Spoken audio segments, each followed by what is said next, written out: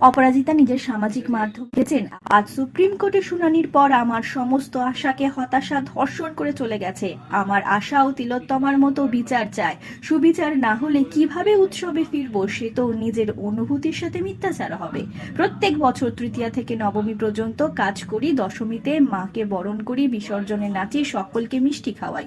সুবিচার দাও মা, না হলে এবছর প্যান্ডেলে গিয়ে যে তোমায় বরণ করতে পারবো না। বাপের বাড়ির মানুষকে সুবিচার না দিয়ে চলে যাবে আর মানুষ মিথ্যে উৎসব করবে, কি করে হয় মা? মানুষকে মন থেকে উৎসব করার ব্যবস্থা করে দাও। প্রত্যেক বছর পুজোয় সবার জামা নিজের হাতে কিনি, সবাইকে আমি পৌঁছে দিই। এবার যদি বিচার না হয় তাহলে ছোটরাও তা থেকে বঞ্চিত হবে। তারাও বুঝতে শিখুক, মনুষ্যকুল যখন খারাপ থাকে তখন নতুন জামা ও আনন্দ থেকে বঞ্চিত সকলকে হতে হয়। সেখানে ছোট বড় কোনো ভেদাভেদ নেই। তিলোত্তমাদের জিতিয়ে দাও মা,